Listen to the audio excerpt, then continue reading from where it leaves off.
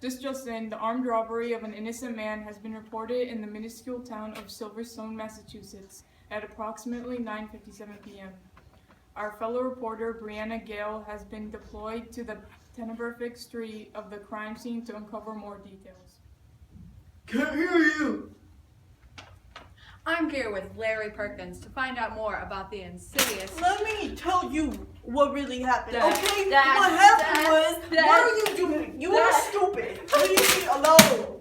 God, I can never We're do just anything. gonna wrap this up and take it back to the On studio. Friday afternoon, the Find a Father Foundation hosted a charity event. The organization focuses on helping fatherless children find their lost dads. Let's see what Brianna, who is at the scene now, has uncovered. I'm here with Al Mercury, a full-time astronaut who dedicates his spare time to helping kids find their missing father figures. He is the CEO of the Find a Father Foundation, and today he's here with us to share some inspiring words. Hello, can I take this? Thank you. Well, first of all, fatherless childs and children makes me very sad.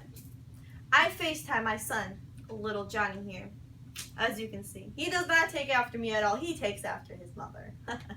Little Johnny. Anyways, I FaceTime my son through Mars. And because I feel bad that we do not, see each other that much, but I make my best when I can see him. And it's just weekdays that I go to Mars. Anyways, fatherless children makes me sad.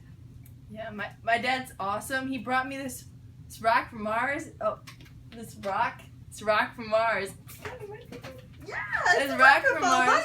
And he helps me with my girl drama, and he bought me a diary. Oh, no And- need to get carried away, little Johnny. Yeah, it's okay. Thank you. You good? Thanks, Alan. You too, little Johnny. We're gonna head back to Nora in the studio. Doo-doo. Thank you, Brianna. Traumatic experiences such as the one Perkins had to endure can leave a person damaged, whether it be physically, mentally, or emotionally. To find out more, we are here with Dr. Diane Jones, and she's going to tell us more about human behavior. Hello, Diane. It's nice to have you here. If you don't mind, I would like to ask you some brief questions. How many years have you been a psychiatrist? Well, first of all, thank you for having me here. It's an honor. I began in a small office in 2007 and established my own business in 2009.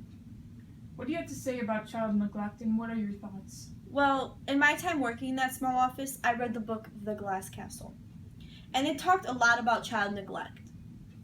For example, in one situation, the Wall's parents carelessly left all the doors and windows open in their home, knowing there were pedophiles. And they just wanted to prey on the kids. The passage read, "I just want to play a game with you," a man's voice said. I recognized the voice. It belonged to a scraggly guy with sunken cheeks who had begun hanging around North 3rd Street recently. That was found on page 103. The Wall's parents knew they were pedophiles around and preferred leaving the house easily accessible only to keep the house cool, which in turn exposed the children to harm outside of their home. What do you think it takes to be a good father? Well, from the poems I've been studying in comparison to the Glass Castle, I have taken note that some of the qualities that a good father should have are hard work, discipline, and affection. In growing up, Macklemore sings about wanting to be a good father despite his challenging work conditions. And in those winter Sundays, the poet emphasizes the hard work that the fathers do to provide for their families.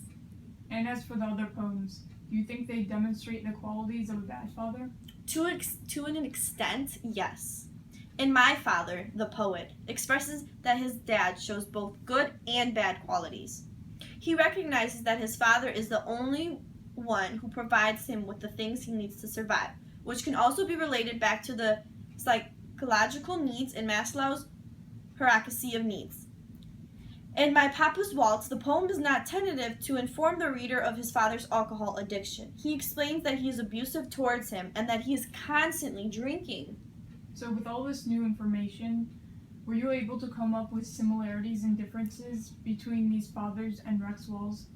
Well, clearly, none of the fathers portrayed lived opulent lives. However, Rex seems to have it Rex seems to have it much worse than the others, though he still tries to be affectionate to his children. At times, he would be a crazy drunk. And at other times, he would be the loving dad that he should have been all along. So what led you to come to these conclusions? Were there any specific parts of the text that stood out most to you? Well, what surprised me the most was how open the poets were to reveal their private life. In the poem, My Papa Waltz, the first stanza reads, "The whiskey on your breath could make a small boy dizzy."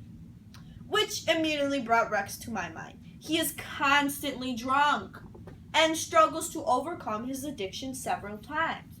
Also, in the poem, My Father, the poet says, "My father drove the getaway," which also reminds me of Rex, because whenever the family had to relocate, Rex was the one who made the decision and literally drove the car. In the poem, Those Winter Sundays, the stanza then includes, "No one ever thanked him." I was reminded of the hard work that Rex occasionally does.